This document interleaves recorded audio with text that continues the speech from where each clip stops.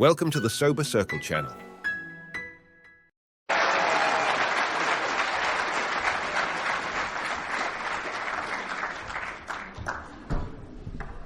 Hi, y'all. Katie Parker, alcoholic. I like Charlie, have my timer here. I told Leah, he goes, I'll give you the cut sign. I go, you won't have to. Watching it right here. Oh, my gosh, being on Sunday. Where is Amy here yet? There you are, girl. Yeah, well, I always admire you can do Sunday and pull it off well. I'm like, when is it my time? I've been sober since October the 28th of 1984, and for that I am truly grateful. I do always give Charlie a little grief. You know, I don't know if you noticed, but I stood up for 38, and he stood up for 37, and that always feels good. Some people go, oh, the time in my relationship doesn't matter. I'm like, well, it does in mine, so good for you. It's and we always used to say I had a year more than him, and then one day he realized it's only 5.5 months more than he does, and so I said, okay, well then, when you're having trouble in about 5.5 months, it'll make more sense to you. So just hang in there, and you'll get it. It is really truly a privilege to be here. This is a big deal. This particular conference was supposed to be here, was meant to be here. And it grew like crazy. That's how you can always tell when a conference is really supposed to be in God's hands. And Glenn and Jane, of course the committee, don't get me wrong, but I've watched them as tapers around the country. It's pretty remarkable to see what they do. And I'm a huge fan for you younger generation and technology. Be very careful that if we don't have the tapers, we don't have this. We don't have the microphone that's got the great sound. We don't have the hard CD. We don't have the drive. We don't have those things if we don't support them. And that is so, so important because they truly are our historians, right? And without them, and I get worried because sometimes we've been to conferences where the guy goes, oh, I got a buddy who's in IT. Oh, great. Everybody's in IT under the age of 30, And the mic sounds terrible. The speakers aren't good. The room is too big. And Lee is just good at this. I just love Lee. And Glenn was spectacular with it, too. So, and all the speakers, golly, what a great lineup. It's always an honor to be in this particular lineup. And I got to tell you, Ralph, the White boys, I was supposed to be in that family. I was supposed to be Ruby White. They needed one girl in those 5 boys. And I always told Ralph, I said, Ralph, I am your sister. I'm your sister from another mister. And then, but what's different, what's really wild is his girlfriend and I are cut from the identical cloth. We passed each other in the hall, and that energy and that vibe, we started talking, and you know how women are. We go deep fast. And the next thing you know, I'm looking at her going, it's exactly what happened with Charlie. He and Ralph are exactly alike. Right down that. And it's like, well, let me tell you how I got him fixed. Right there. That's how that deal worked. And I have a feeling she's going to do it. So get ready, Ralph.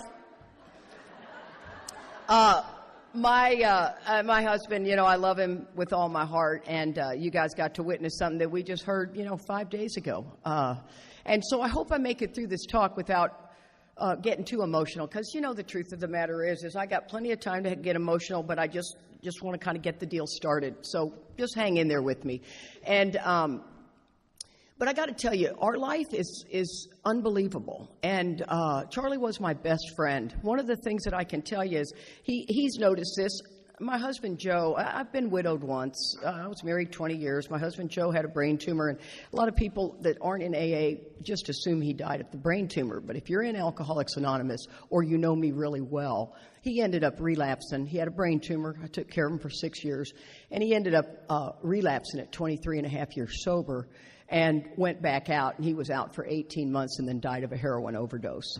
And, you just don't lob that out to somebody when you tell them you're a widow and, he had a brain tumor. They just immediately go to that. So I'm totally fine with that.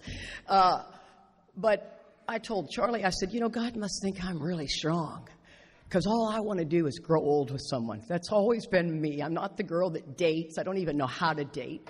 And I just love a man, and we make a commitment. I got 2 deal breakers. You hit me or screw around on me and you're done. And done. I'm talking toast. The next day, toast. And yeah, I don't put up with any of that stuff. I'm just not that girl. Some people are. I admire you. Kinda. Maybe not the hitting part, but the infidelity. I don't know how you endure that. I can't handle that. But I love Charlie with all my heart, and I just cannot believe I'm going to be alone without him. But it is what it is. And you may or may not see me, and I'm not going to talk about that, okay? Just FYI. Well, there you go. I didn't last long at all, did I, Bob? Yep, didn't put it very much to the back, did I? Bob's up here trying to kind of coach me how to put that emotion back there. But our life is spectacular. We do everything together. And I like to be married to that guy. Now, not every guy digs that, but I dig it. And we shoot shotguns competitively together. We speak together. We were both self-employed, so we could hang out at the house as long as we wanted to together. And it worked really, really well. And Charlie said, Katie, I never knew that I could have a relationship where I want to spend all my time with my significant other. And I love that we have that. I've always been, Charlie said, you're the kind of person that people just come up and tell you anything. And I said, oh, buddy, it's been all like that all my life. And we're in the airport. And we landed in that POS airport in Charlotte. Oh, my God. No tram. And, oh, by the way, they're going to tell you every, 20 steps how many more minutes till you're going to miss your flight. You know what I mean? And I'm like, I have this fancy app, and I told Charlie, I said, honey, wow, it's like 23 minutes, and it's a tight connection anyway. And I said, I tell you what I'm going to do. I'm going to haul ass, and then when I get there, I'm going to fake a heart attack. So you come as quick as you can, but I'll be on the ground. Don't panic when you see me. So, and I swear to God, I was going to go, oh, wow, go down to one knee, kind of lay on my side. And, we'll wait till Charlie can make it because he gets winded really fast. So we realized, oh, my God, I stopped the woman. I said, is there a tram? And she's like, no, ma'am. I'm like, well, send it up the flagpole, okay? You guys need to get a tram in this place because we're at sea and we got to get to E36. And so I told Charlie, I said, oh, my God, I started walking fast, and we looked to our left at the women's bathroom, and there's an empty wheelchair where somebody has clearly gone in the bathroom. And I don't care. I really don't care. I had a brief moment of shame, and then I went, sit down. And he goes, you want me to take your bags? I'm pushing him. I go, not till we get farther away. I just want to look like we're in the stream of life, And that goddamn airport goes uphill. Yeah, you may not have noticed that unless you're pushing a 250-pound man in a POS wheelchair.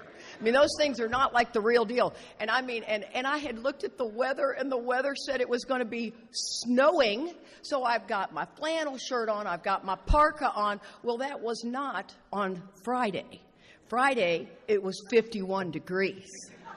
And I mean, I kid you not, this is me.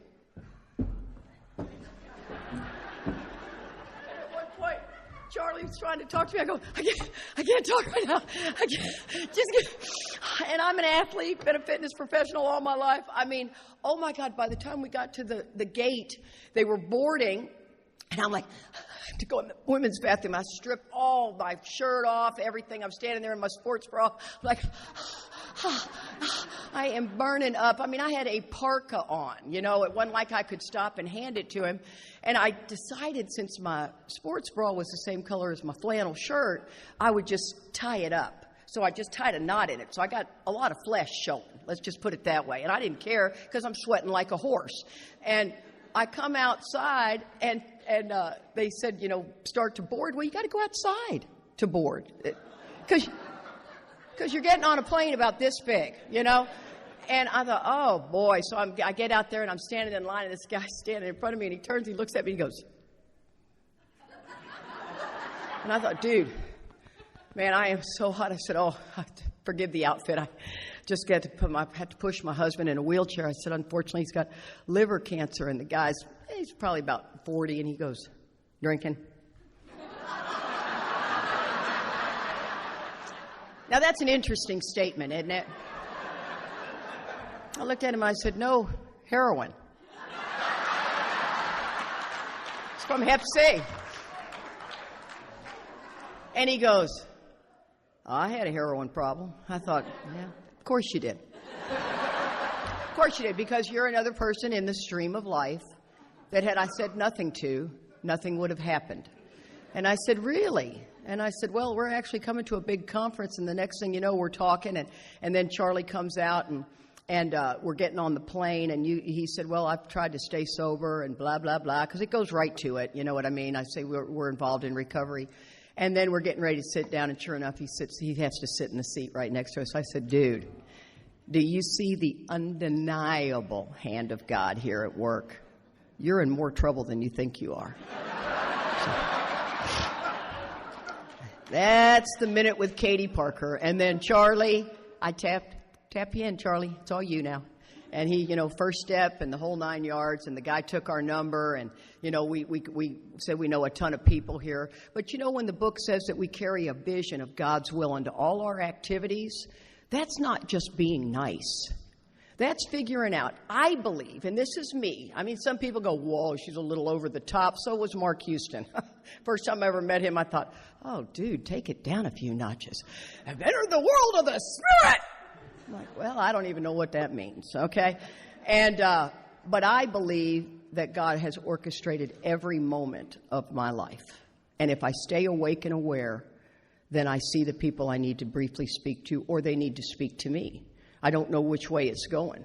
Somebody at the gas pump, look up, maybe they just need a smile, maybe something gentle. But when I'm in the bondage of self, I can't see any of that. And I like to look at my life as a parade. It really is. I mean, I just am waving and smiling. Everybody, and people go by, they go. It's like, oh, and that I got the younger generation makes my inventory every night. The walk by with a cell phone. We were at an event where this kid gets on the elevator with us. It's not an AA event. Well, as a matter of fact, we were at Mayo in Florida. Never looked up. Never said a word. I said, good morning. Oh, back on his phone. Got off his phone, never said a word. And I thought, wow, he has no idea how that's shutting him off from the sunlight of the Spirit. Probably a good person, good kid, but you know what I mean? Okay, I got to get into this step. I'd much rather visit with y'all. But I'm a little bit like taking a drink out of a fire hose. Charlie likes to always say that about me, and I am. I'll tell you I am. When I get on fire, I get on fire, and I would much rather sit up here and just tell you guys some funny stories, but I also like to say I am not the power. I'm the vessel to help you get connected to the power. I'm not the sponsor that's going to tell you what to do. I'm going to give you both sides of it, and then you get to decide what you do, because I don't want to rob you of the experience you're going to have, be it good or bad, right? I mean, I think you're dating a loser, but have at it, It's not my job. Now, I certainly wouldn't say that, but I'd say, wow, you got to look at your sex inventory and what is your saying and sound ideal for yourself.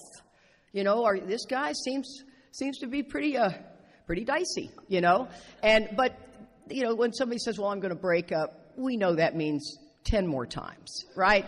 I have never seen a breakup in Alcoholics Anonymous once. And if you're going to tell me that you've had it, I don't believe you. Okay? So I've been around a while.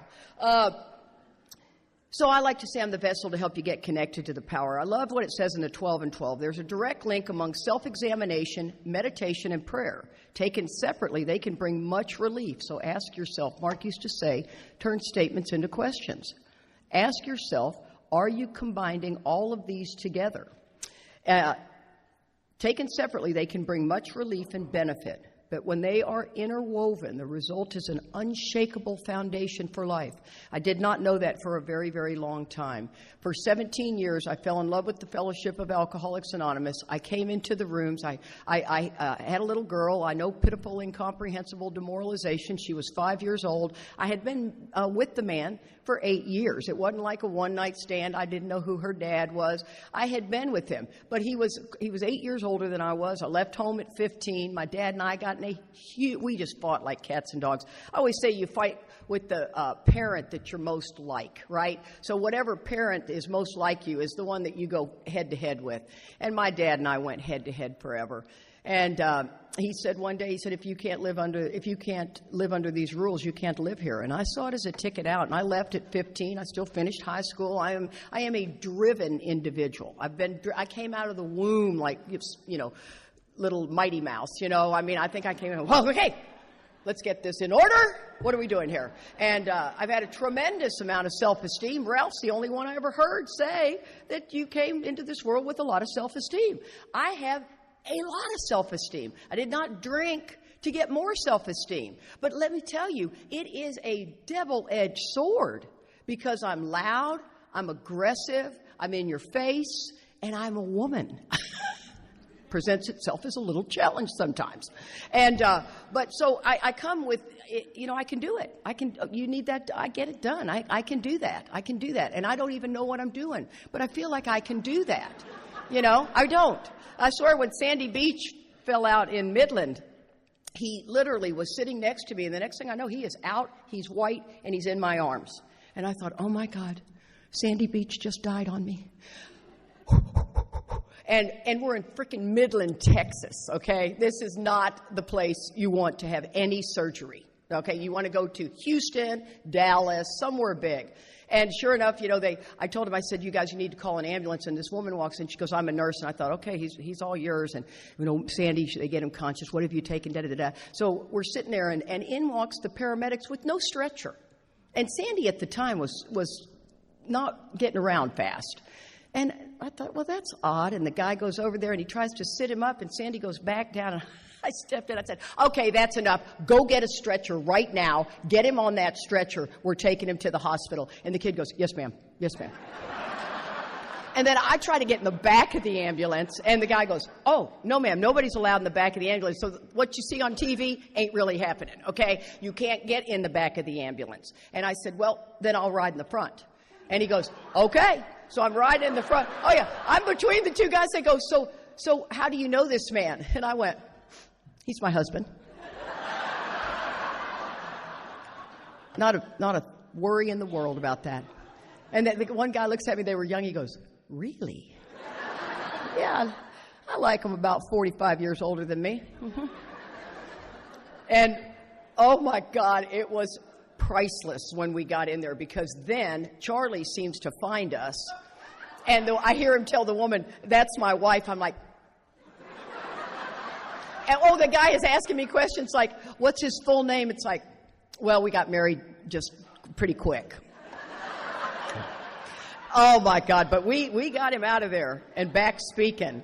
And I was telling one nurse, I said, ma'am, can you tell me what's going on? And she says, no, I'm not allowed to. And I kind of rubbed her on the shoulder, and I said, I know you're not supposed to, but if there's any way you could let me know what the doctor's putting in the notes, I'd sure appreciate it. And you see her just typing her out. She goes, I'm not supposed to be doing this. I said, I know. Go ahead. Push that envelope, man. All my life, push that envelope. And, I misunderstood the 10th step. You can BS your way a lot in AA. Thank God. Thank God. You can not know very much, and you can really help somebody. Don't underestimate the power you're carrying around if you've remained sober. You can do a lot with it. And sometimes God will put your ego to work, and you'll actually get in the work more so that you don't take somebody else down. We'll do a lot for other people more than we will for ourselves. I thought the 10th step was the evening review. The 10th step has taken on a whole new meaning. I thought it was the evening review. And if you're sitting in the room going, well, it is the evening review, I get it. I misunderstood it. And let's be very clear, I wasn't doing it anyway. So I'm sitting in a meeting while they're talking about it, and I'm not doing it anyway, so I don't really care. You know what I mean? I don't really understand its purpose, and it seemed kind of silly. And I've been sober a long time. So that must be for the new guy. And so come to find out, the 10th step is a spot check inventory taken throughout the day. It is not the evening review. Well, that's very interesting. Now, I always like to tell people, if this is new to you and you go to a meeting on the 10th step and somebody says it's evening review, you don't want to just raise your hand. Go, hey. No, you are wrong. No, that's the worst way to ever approach an alcoholic, because we don't do that well at all, right? We do not take you telling me with that attitude. And let me tell you, as I get into this, you'll find out more and more of how that did not work for me. There's something I read that I just think it is profound, so bear with me. It's about 2 paragraphs. Problems are a part of life. See, I thought when I got sober, everything was supposed to go great. And then I seem to see a lot of people, I walk through that door and life was wonderful. Well, I wouldn't have drank with you. If that's how easy it was for you, we're not going to get along, right? But I think life is wonderful, but it also is challenging. It's challenging a lot. That doesn't mean I'm miserable and unhappy, but problems are a part of life. They're inescapably woven into the fabric of our world. We tend to go into problem-solving mode all too readily. Action, as if we have the capability to fix everything. Does that sound like us? Get out of the way. I can move that chair. Just let me move the chair. This is the habitual response, so automatic that it bypasses my conscious thinking. Not only does this habit frustrate us, it also distances me from God. Do not let fixing things be your top priority. We're ever so limited in our capacity to correct all that is wrong in this world around us. Don't weigh ourselves down with responsibilities that are not our own. Instead, make our own relationship with God our primary concern. That is not easy. All sounds great when you're reading this Chicken Soup for the Soul in the morning. Oh, that's what I'm going to do. And then you get cut off in traffic and you're like, then you get to work and the door is locked. Did the person not show up to, and then, right? Talk with God with whatever is on your mind. Seek His perspective on the situation. Rather than trying to fix everything that comes to our attention, ask God to show us what is truly important. Remember that we are en route to freedom, and let our problems fade into the light of the universe. This is not an easy task. This is why 10 and 11, I did not do them well at all. I thought 11 was about sitting and reading, actually Chicken Soup for the Soul. I was reading that book and I'd feel so good about it, right? And I just feel so much in the presence of God. And then I'd get ready, I'd put my hand on the door and let the games begin. You know what I mean? And I can feel almost levitated in the morning. But remember, this is talking about interwoven.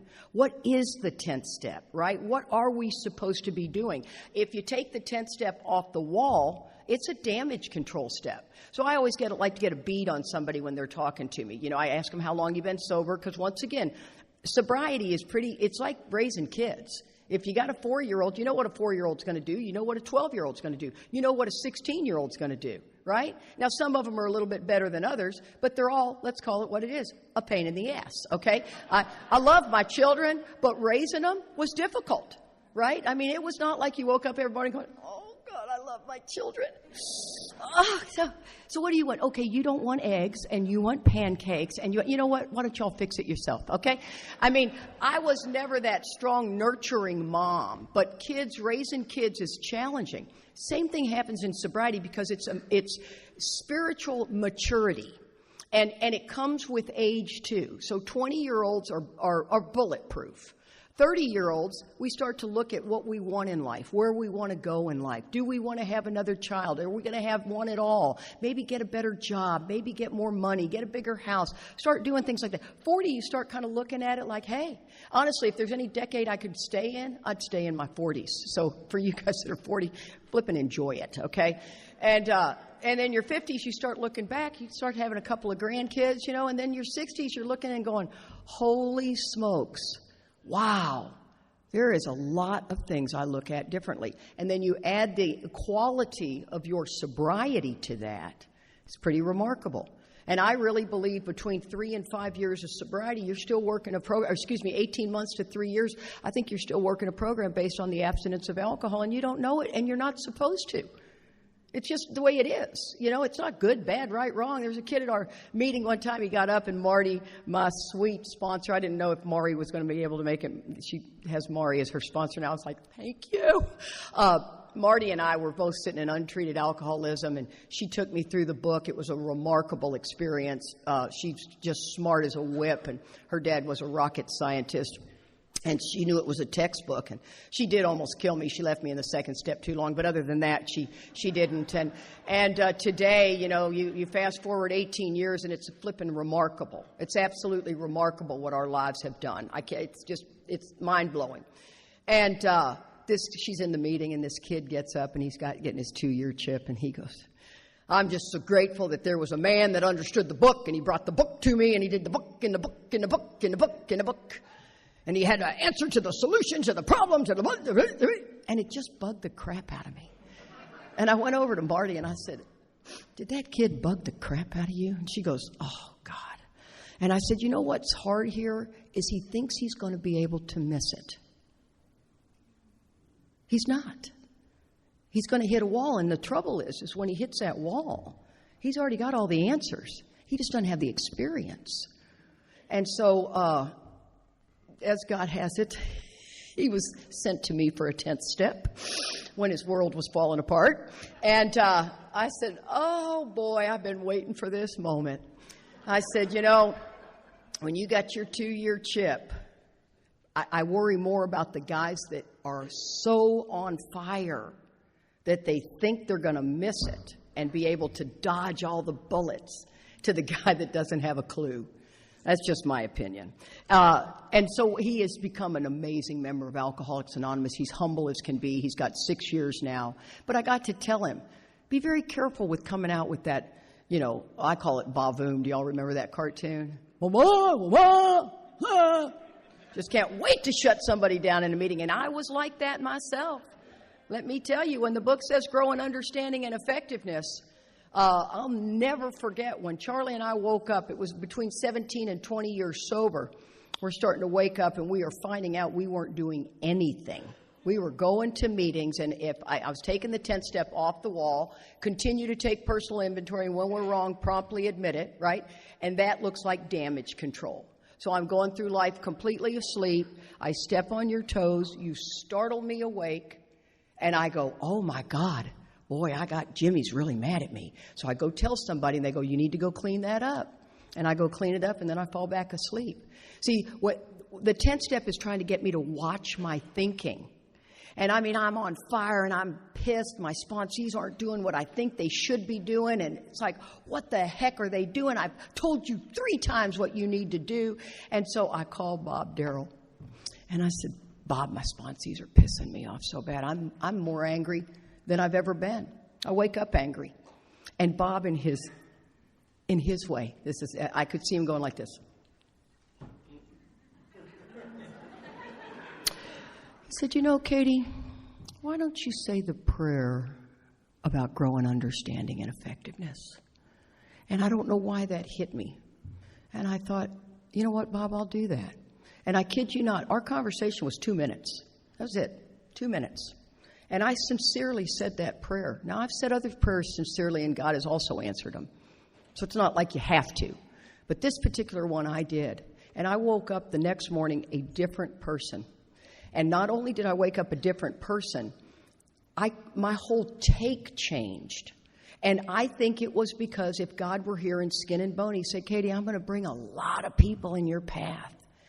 And you have got to be able to get a message through to them without that, right?" And I'm telling you, I hear myself still. And God, Bob, that was a long time ago. You may not even remember it. And somebody will call, and I'm thinking, "Oh, my God, I just want to come through the phone and grab you by the throat." And then I go, "Well, let's consider this another way." And I sincerely mean it. It's unbelievable. It's absolutely unbelievable. It says on page 77, our real purpose is to fit ourselves. That means adapt ourselves to be of maximum service to God and the people about us. That's a tall order, folks. When you were walking through the lobby, did you pay attention to anybody? Did you look them in the eye? Did you say hello? These are really important things to do, or were you just, trying to get from point A to point B? This is so important, I can't even begin to tell you. It says we're here to play the role God has assigned. See, I'm going to get angry. I don't have the freedom to stay angry. And I'll tell you what, in this current environment, if you're watching the news, bad idea. Bad idea. Doesn't matter what side you're on, it's all a bad idea. And the other thing that's dicey is social media. Oh, my God. I do none, so don't try to find me because I don't do it. I even retired out of my business because I saw it ahead of time that it was going to present itself as a problem. Anything that is so fabulous has a dark side too. That's just the nature of it. And so because of that, I told Charlie, we had an agreement, no social media. I don't want you to be, female stalking you, male stalking me. I'm not interested in having 80,000 friends. I'm just not interested in it. And one of the things that I think happens is we stepped across a line in that 10th tradition. And we started posting whatever view we saw. And I've argued with some people that believe that was okay. I don't. I really don't. I don't believe that's okay because I've never seen what's going on currently before in my life, and I'm 65. I just got Medicare this month. Is that unbelievable? Medicare. I had to go to a flippin' seminar. So let me tell you real quick. You want A, B, D, and G, okay? Unless F is good, but I went with G. So you don't ever want to get C, okay? I do know that. So just remember I said that. In the book, it implies we're going to have trouble. Oh, Charlie, I have so abandoned everything. Last night, he saw me as a nervous wreck. I went, I can't do this. I'm not going to be the teacher I like to be because that's not what God wants me to do today. And you know what I mean. Yes, I'm still teaching, so you don't have to come up and go, you really did.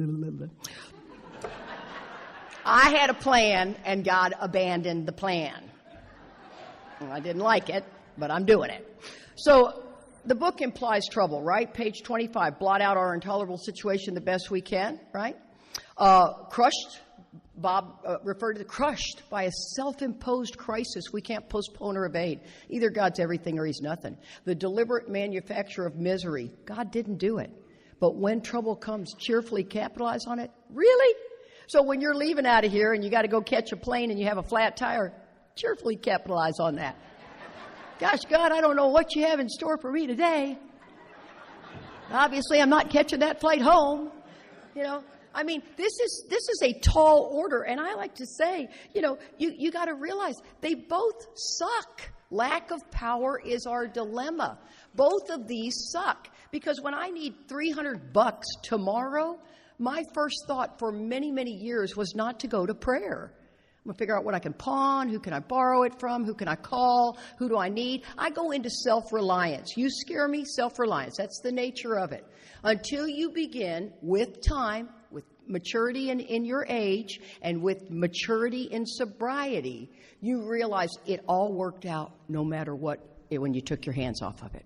And that only comes by putting your hands on it about 825,000 times, okay? So don't think that by year 7, it's going to be fine. Let me tell you something. You really want to talk about hitting walls? You're going to hit a wall between 18 months and 3 years, 3 and 5, 5 and 7, 7 and 12, 12 and 15. And then somewhere around 15 to 20, I think it starts happening about every 5 years.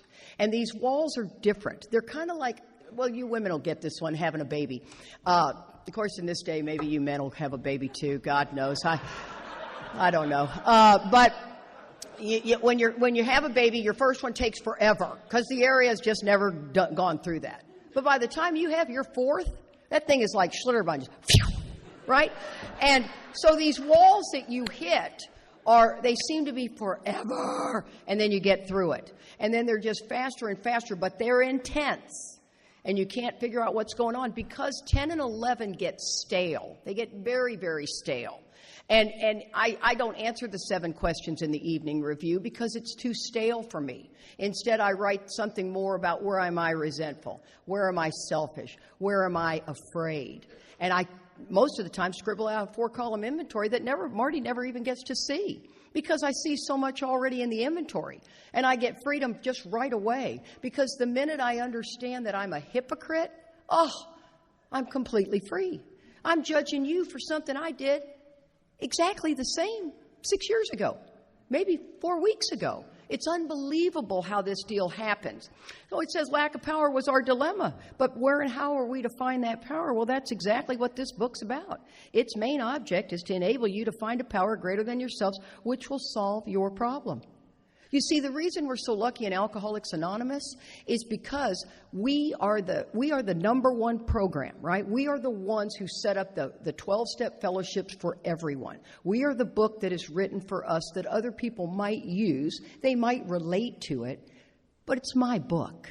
It's about me. Okay? And these other 12-step fellowships, what I see happen in AA that worries me a little is like you got a sex problem, you got a money problem. You go to another 12-step fellowship. But see, you, the alcoholic, is for you. It solves all your problems. And I asked one time Gary Cluckstall, who God made Charlie look like a little guy. He was a trustee. I mean, he would roll up on his knuckles like a gorilla. I thought, that is a man. That's a mountain man right there. My God. And I said, Gary, why are there so many 12-step fellowships? And he goes, and Gary just didn't mess around. He goes, so we keep them out of our meetings. That's why. See, we don't want the guy with a sex problem to come into our meetings. If he's alcoholic, he's welcome. But if all he's got is a sex problem, he goes to another 12-step fellowship. So I see people try to manage their other problems when I think it's all untreated alcoholism. That's my opinion. I'm sticking with it, and if anybody takes me on, I'm not interested. So today is not the day to do that, okay? And so that means we've written a book which we believe to be spiritual as well as moral. Yeah, there's some level of moral compass we'd like for you to stand by. And it means, of course, that we're going to talk about God. All we have is identification and power. Why in the world would we change that? If you come in and you got a problem with God, well, more than half our fellowship had a problem with God. But we ain't changing it. Suck it up, figure it out, move on. Right? I mean, it's really ridiculous. We're like, we need to be less God. Pardon me? What? That does not make much sense. Identification and power. Why would we change that? Because it makes you uncomfortable. You're going to be uncomfortable a lot in this world getting sober. Trust me. It's called restless, irritable, and discontented. Yeah, part of our nature. Charlie did a beautiful job. I don't know how you pulled that off, honey boy. I was out there. I feel it every word. Selfishness and self-centeredness is the root of our problems, right? And it's self-centered fear, right? I'm scared to death I'm not going to get it. Then I get it, and I'm scared to death I'm going to lose it. That self-centered fear never stops, if you ask me. You get better at it, but it never stops. The fact that I'm still some hopeful that Charlie's going to beat this thing. I am. That's my nature. And the day that it may not happen will be the day that I get surprised. And I don't want to live by myself again. I don't want to be widowed. I don't want any of that. But you know what? I know on some level that God will take care of me. And I got a dog, which I can't believe I got a dog. I'm a cat person, but I got a dog. And my kids are like, my daughter's 44. She's like, you got a dog, Mother? I'm like, yes, I did. And it's a pain in the ass, and I love it, okay? A cat, you can leave. Somebody can come feed it. No big deal. Dog, oh, no. You got to take it to the Four Seasons, and it's got to have a bath. Do a little training. Can you do her nails, too? Okay, thank you. And Charlie goes, Jesus, Katie, we're spending a lot on that dog. I know it. And zip it. Little mini Australian Shepherd. Oh, my God. Yeah, I got the really chilled out dog. Yeah. Not a Cavalier King Charles like Charlie wanted me to get. No, we were going to bring her on trips with us. And oh, my God, we can't even have company over. And I told Charlie, I said, you know what? We got a motorhome. Bill got us, sold us his motorhome. And it was Joe and I's dream. And I always knew it was Charlie's dream. And we got a motorhome. It's like having a fort, man. I swear to God. These kids grow up today, they don't know what a fort is. A fort is the best. And you can tell who you want to come in it, who has to stay out of it. You can do all kinds of things in a fort. And Charlie and I it's like a fort on wheels, man. And remember, I drove a school bus. So I can drive the damn thing. And I told Charlie, I said, hey, we were on a pretty open road. Well, as a matter of fact, were we heading to Tennessee, Florida, somewhere? And Charlie goes, you want to drive? I went, yes, I do. Now, my bus had the wheels in the front. I didn't drive what we called the no-nos, right? The wheels are in behind you. So with that axle behind you, it's not hard to drive. It feels just like the bus, but turning is a little trickier. It's kind of like driving a big old pickup truck. And, of course, I'm going in the turn too fast. Charlie's like, Katie. I'm like, I'm fine. And you hear all the clothes on the hanger in the back go, oh. Okay, I got to slow that down a little bit. And then you catch the curb. Boom, boom, boom. Okay. And Charlie goes, God dang it, Katie. I go, this is not the time to yell at me, okay? I am fine. I've got it. But I told him, I said, I tell you what, Charlie, I'm going to take that goddamn motorhome with that pup, and I'm going to go all over the place, and I got to just drive straight. I can't back it up, and I can't turn. Going straight. And I am going straight across the lower part of the United States. Screw that cold weather. I am not a cold weather person. So I am going that way. I always like to say it's important to see what's driving me, right? When you're driven, you're not choosing to act that way. That rapid dialing, that going by to see if the boyfriend's got a girlfriend there that you just broke up with, that need to try not to gossip about somebody, but you can't stop yourself, that's driven. Be very clear on that. Going back to the same relationship 10 times is not insanity. It's driven. See, the insanity the book's talking about is behind the drink. The most insane thing we will ever do is pick up a drink. And if we asked you what are the top 10 insane things you've done, you wouldn't put a drink on there. You'd put, chase my boyfriend in the, church, something that's going to bring a lot of attention because God knows that for some reason we're just fireworks coming off of us. But that driven is what you want to be watching for because when you're in it, you don't even know you're in it. And it happens so easily and you're justified. So it's important to see what's driving me. Well, how do I do that? You find that in that inventory process because that's what the 10 steps about. Continue to take personal inventory. I'm a huge fan of saying this, and if it makes you uncomfortable, that's not bad. You should be writing inventory. I think you should be writing inventory every couple of weeks, at least in your evening review. And if it's still bothering you, take it to your sponsor. It's trying to, the 10th-step evening, the 11th-step evening review is trying to tell me I didn't do a 10th step. See, it's trying to wake you up to that. And I'm okay with you sending me a couple of those so I can get a beat on who you are. But after that, it's between you and God. It doesn't say that you're supposed to tell me. It's between you and God.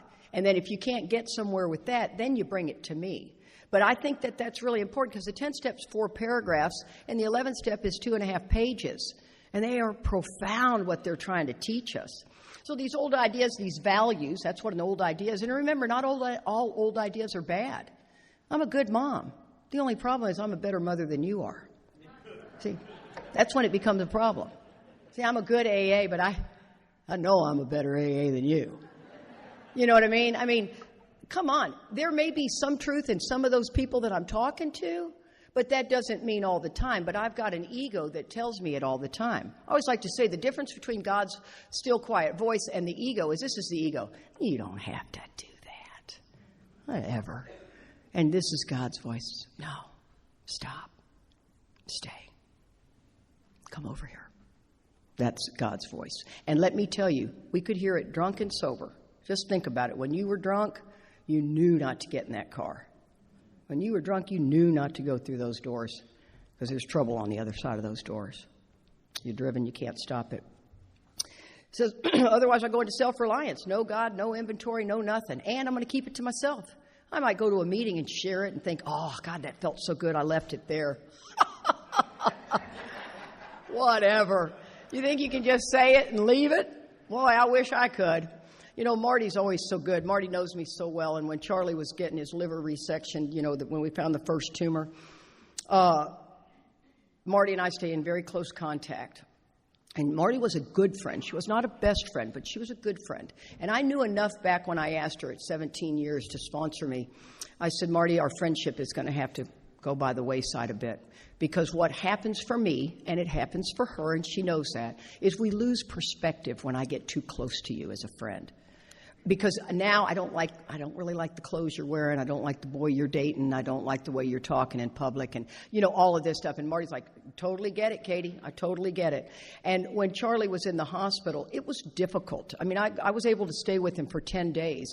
But he, unlike Joe was the kind of guy who would let me completely speak for him, take care of him, do everything for him.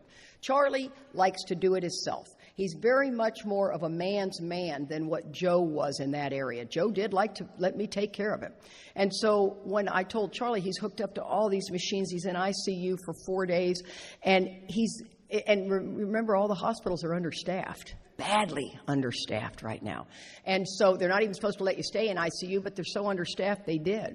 And buzzers are going off. You can hardly sleep in there. It's miserable. And he needed to go to the bathroom, and he wanted to go to the bathroom. And I mean to tell you, I told him at one point, I said, Charlie, all you need to do is go, Katie, you don't even have to call me honey. Katie, I need to go to the bathroom. I'm on it. I'm right there. Instead, all you hear is this gorilla that's chained coming up out of the bed. And I mean, everything's there. And he goes, oh, and I'm like, oh. So I'm over there on high alert the whole time. And then he can be kind of mean. Okay, let's call it what it is. When these boys get scared, they can get mean. And he gets so, and I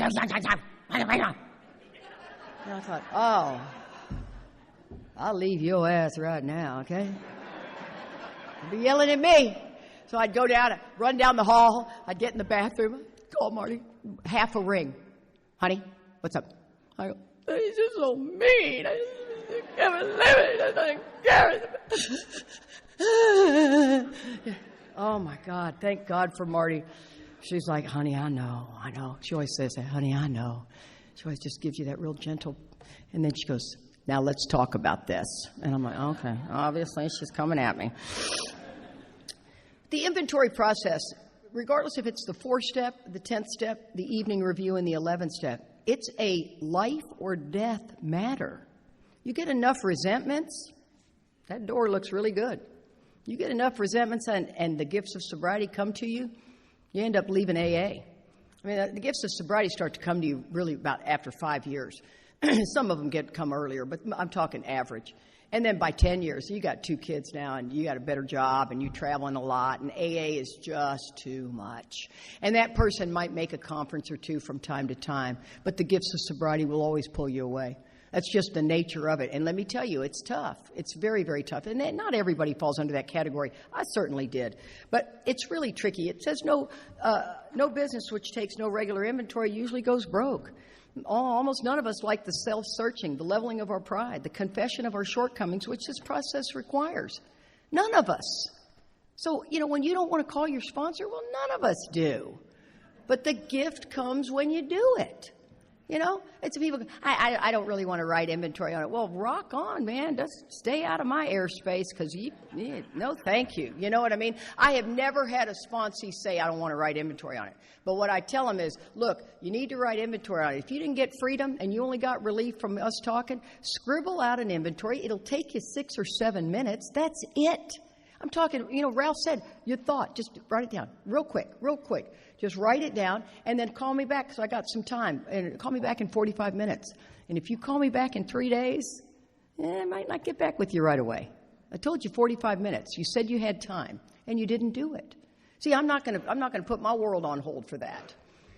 Yeah, that's just, I don't know if you're out there going, oh, geez, I've been on both sides of that. But the idea of watching for the resentment, dishonesty, selfishness, and fear and not waiting for it is huge. Don't underestimate that. That is profound. So what the 10th step's trying to get us to, after we've done damage control, because that's a part of it, you'll do that for a long time, and then you move into watching your thinking. It's one of the hardest disciplines you'll ever do. I can hardly, it took me forever. Mark was the one who said, Katie, he goes, you've been an athlete all your life. You know what it means when it says to stay in fit spiritual condition. He said, I work out every day. Every day I work out. That's just the nature of it. I've been this person all my life. It does something for me. And so he said, well, you know what it's like. And I said, the truth of the matter is, Mark, I don't want to do it every day. I pull up to the gym and I look at the gym and I'll sit and talk on the phone for 30 minutes before I walk in there. But I'm going in there. I'm not going in there. It's the same discipline you have to take into 10 and 11. See, if you don't do it because you couldn't do it, then you won't do it. And keep in mind, guys, I'm not just talking about on awakening. On awakening is great and groovy, but if you didn't do an evening review, what are you taking into on awakening? Chicken soup for the soul, baby. You got to talk about my day before. My day before, I got a sponsee who's bugging the crap out of me. I'm scared to death for Charlie. I'm worried about his kids. I'm worried about my kids. I'm worried about my life. I got all kinds of stuff going on. Marty had left and gone out of the country for 3 weeks. Any concern for me? No. She decided to go to Europe. Hope you're having fun over there. And so now, I got to call somebody else. This is the way this whole deal works. But this is so important because the morning time on awakening does not have the gas it needs if you're just going to read some great spiritual literature. Don't get me wrong. It's a beautiful practice. But you got to bring yesterday into it. Our greatest enemies are resentment, jealousy. Do we know jealousy? We act like it's a woman thing. Okay, well, let me see if I can make you jealous as a man. Believe I can. It's a both thing. And jealous of money, prestige, all the kinds of things we can be jealous of. Envy. Sponsee's doing better than I'm doing. That's wrong. It's just wrong. I should be doing better than them. Frustration. Oh, my God, is this idiot going to keep talking? Jesus. Same old, same old. And then fear. Fear is that bed. Fear's not the root of our trouble. Self-centered fear is. It's always thinking about me. I don't think too much of me, too little of me. I only think about me. It's in my DNA. How about this one? Indignant. Unfair treatment. It's treated wrong. It's absolutely treated wrong. The desire to punish other people. That's kind of a fun one. Somebody that you really don't care for, and then you see them hurt. Like, it doesn't feel as good as I thought it would, but give me a minute. To get even are all the things that block me from God. And I think that they deserve it. And I'm not just talking physical abuse and sexual abuse. That's horrific. Those are horrific. And those are tough. I have to send you to somebody else for those because that's not my experience. I can help you with everything else but those two. And those two, I want you to talk to somebody else that's got it. And an eating disorder. That's something. Those are the 3 things on my list. I think that sometimes, too, it's a little tricky if you got a sponsor that doesn't have kids and you have kids. That's a tricky spot because they don't know what that's like. As a parent, I would give my life for my children. That's the only person I will give my life for is my children. I love my husband. And when we were sitting there, they were talking about putting him on the liver transplant list. I remember thinking, oh, my God, COVID's over. I finally got my abs back. Now they're going to cut the wrong way on my abs and take half my liver out. I have to give it to Charlie. And this is while the liver transplant doctor's talking to us. And I thought, okay, God, boy, you got a lot of confidence in me, man. And all of a sudden he goes in, you have to be under 50. And I went, excuse me? Under 50? And Charlie goes, did you dodge a bullet, honey? I went, whoo! Ah! Why, yes, I did. That was a scar I did not want on my abs. Oh, my God. Well, and as AA has it, my God, we had over 40 people seriously offer half their liver to Charlie. Yeah, we're not talking. Yeah, it was unbelievable, guys. It was unbelievable. And it wasn't just, hey, man, you can have half mine. It was I talked to my wife, my kids, and I sat down. Matter of fact, my kids are grown. They said, you've done so much for our family. They'll give you half theirs. It was unbelievable. It was such a, I won't throw that experience away. It's unfortunate we didn't get to live it, right? And maybe we will. I don't know. Geez, I don't know. As long as I run away from my problems, I'm going to continue to meet them in just in a new way. See, you will die with some problems. Problems are a part of life. They just are the nature of it. Here's the tricky part. I find myself repeating the old behavior, thinking that it's not the old behavior. Because, see, the ego is a shapeshifter. I come into AA, I'm very clear that what I do here, gets me in a lot of trouble. Okay, well, that's like a dog, right? I'm not going to do that anymore. And then all of a sudden a bird flies by. I go, I'm not looking for that. I'm looking for this. And the ego goes, right? It's just fooled itself. That's why that third step, when it says that we're almost always in collision with somebody or something, even though our motive is good, that's the biggie, right? We're walking around, we're do-gooders, We're out on the hike and bike trail, and there's a plastic bottle. We pick it up, kind of look at everybody.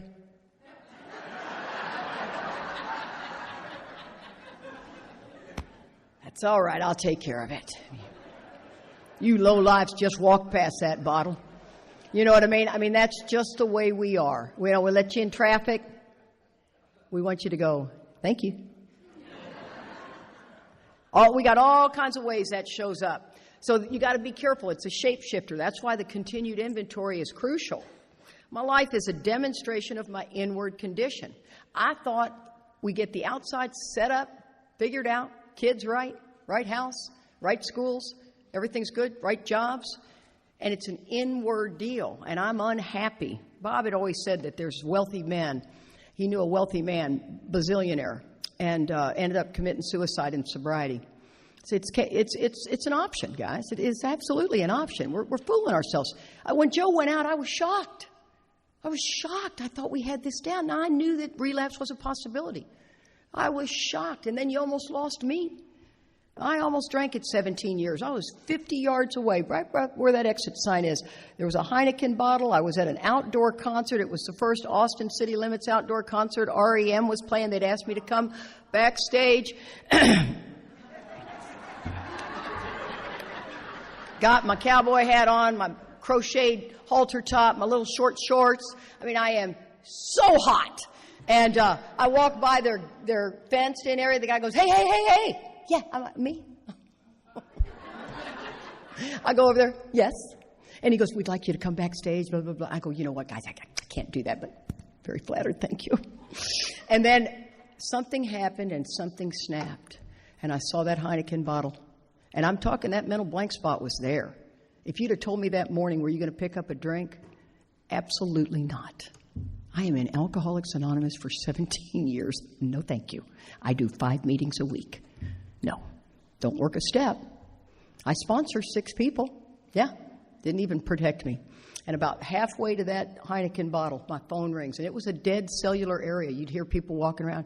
Can you hear me now? Can you hear me now? Can you hear me now? You know, dead. And I answer the phone. It was a buddy of mine. He had 22 years sober. And he goes, what are you doing? And I'm telling you, I told a little girl this yesterday. I might lie out there. I will lie out there in the world. I'll fake a heart attack. I'll steal a wheelchair. Okay, let's be very clear. That was yesterday. I will do that out there. But in here, I will tell you the truth. And I knew to tell the truth. I learned that day one that I came into AA. You tell the truth to another alcoholic. And I said, you know what, Dan, I'm getting ready to drink a beer. And I mean, his head blew off. And it startled me awake. And he goes, well, have you had it yet? I go, no. And he goes, get the F out of there right now. And I mean, he's, oh, you know, and you can yell at me like that. I can handle it. I mean, I'm just waiting for you to take a breath and I'm coming at you. You know what I mean? And so we, and I know I have never physically been hit. I don't know that you find that shocking. I find it shocking. I really do. Never once, not even a dodge it. You know what I mean? Never once. And one woman at one conference yelled out, "Yet." And I thought, girl, I'll take you out right now, okay? Find you and take you down. And so, I mean, I walked about 5.5 miles. Out of there. I mean, I just walked, and he talked, and I called Charlie, and Charlie came and picked me up. I was in real trouble, and I did not know how much trouble I was in, and I'd love to tell you, I woke up the next day thinking, I got to throw myself back into AA. Not a chance. Not a chance. It took me almost 18 more months before I did anything.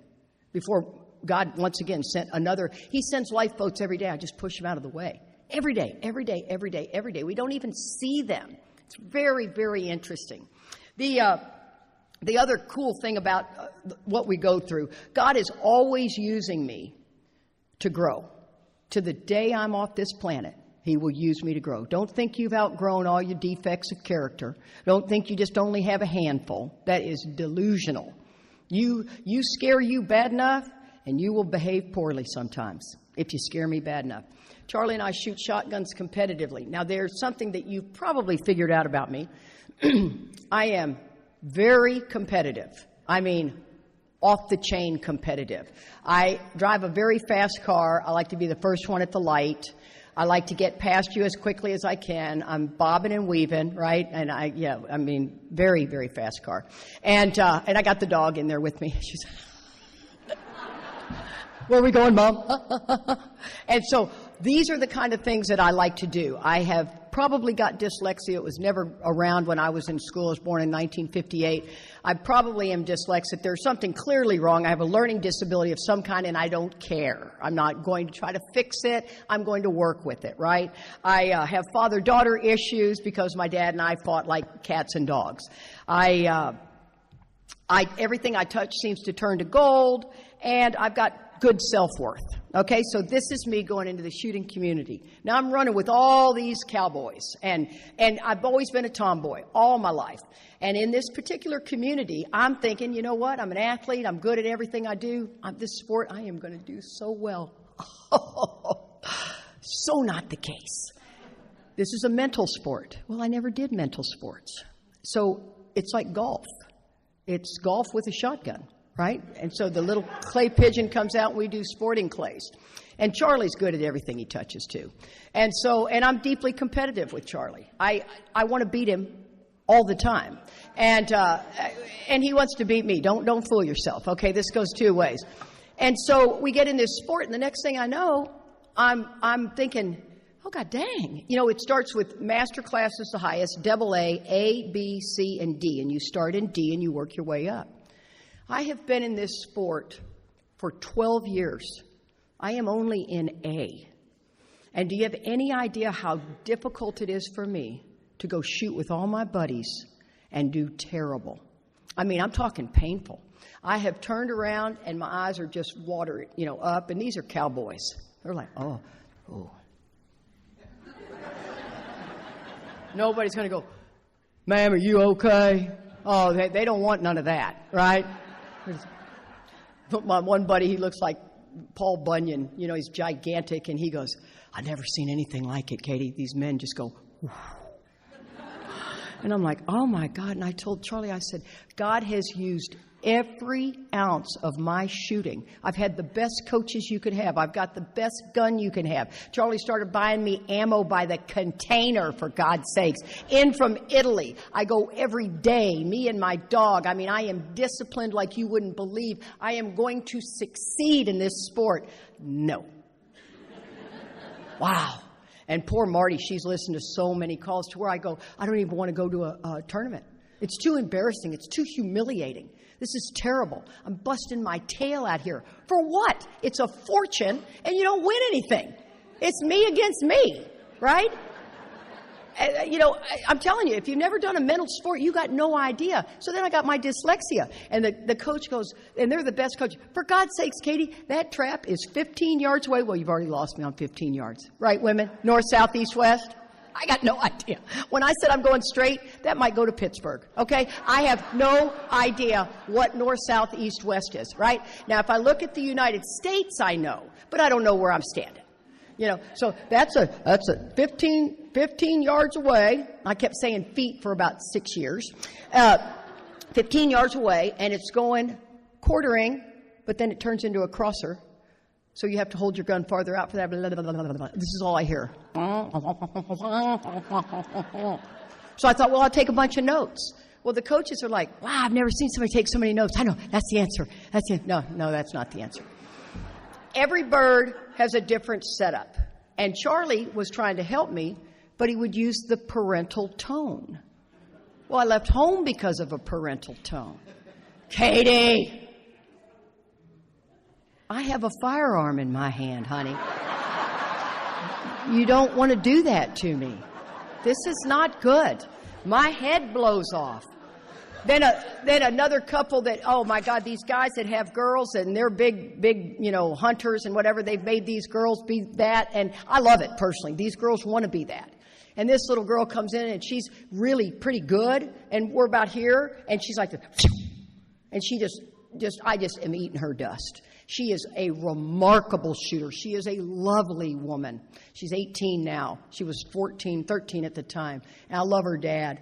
And I'm jealous, deeply jealous. My husband, she wins this big state thing at 13 years old. He puts a big old banner up for her. Oh, isn't that just great?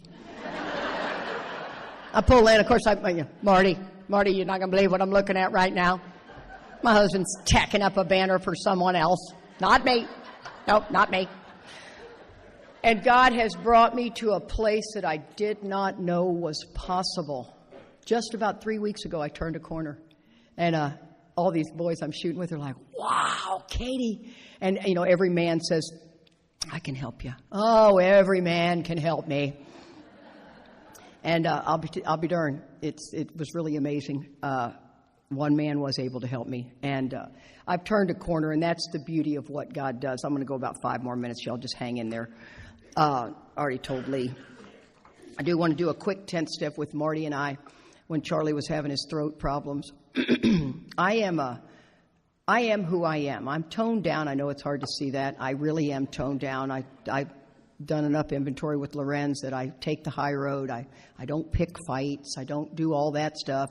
And it shocks me if I do. It really does. It's more of the time I'm taking the high road. Somebody else can deal with it. I don't want to. I'm not on the best of ground right now, so I am highly possible I could lose my sit.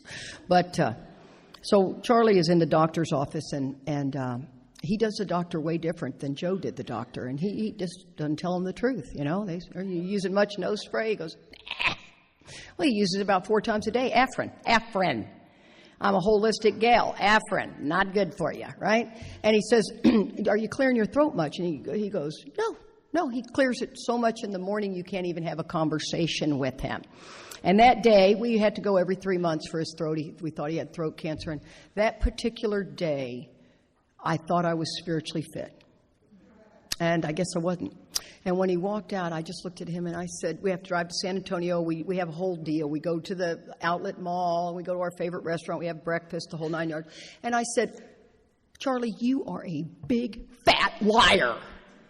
Yep, that's right out of my mouth. And I mean, he came out of that chair like the Incredible Hulk. He goes, Kitty!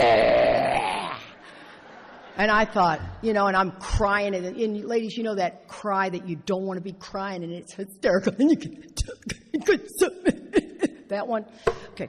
I reach down, I grab myself, I go, I am out of here. I'm out of here. And I get ready to leave, and the doctor's coming in, and he loves us. And he goes, whoa, Katie, are you okay? No! And I just march out, and I'm sitting in the waiting area.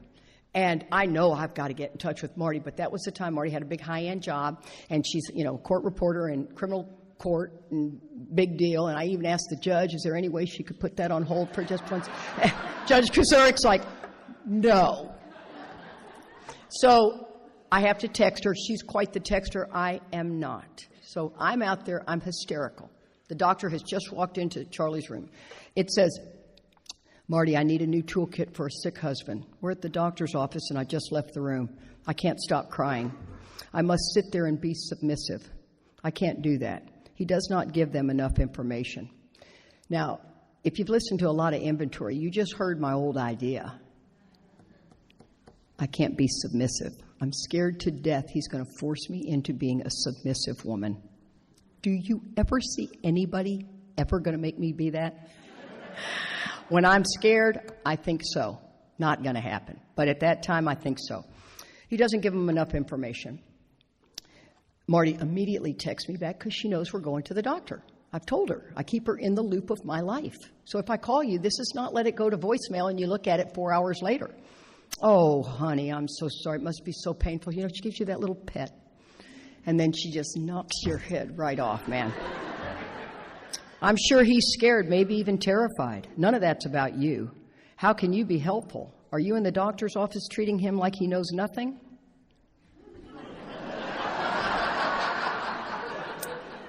That you're the doctor police? How are you coming off when you're trying to give information to the doctors? Are you smugly superior?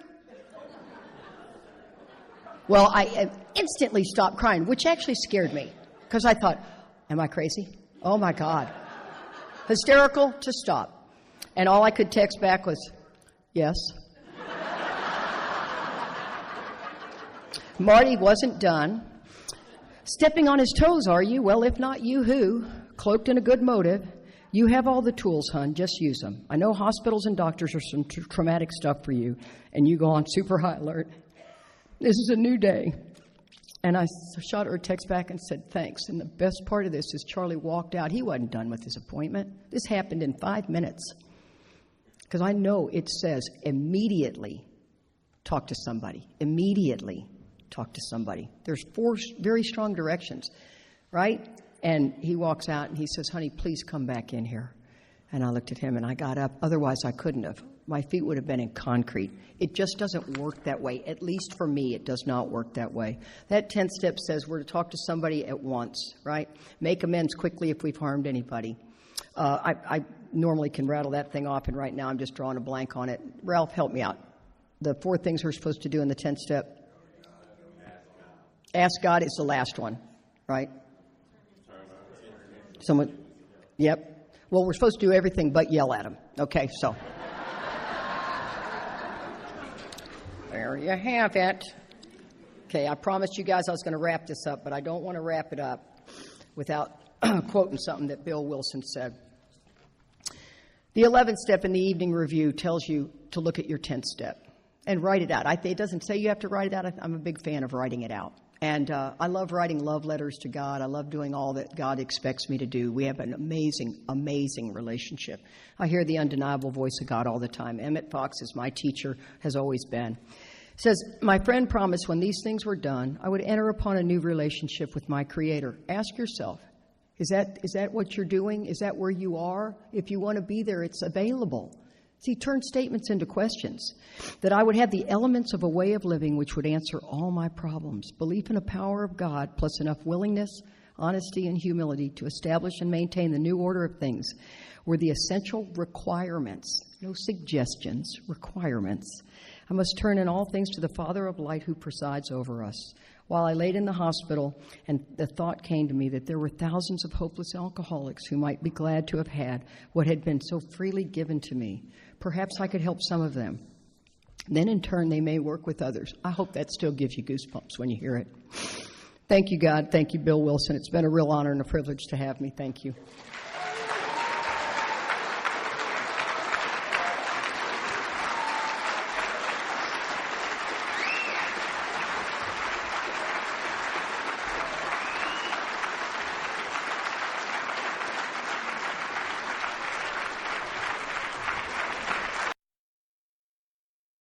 Thanks for listening.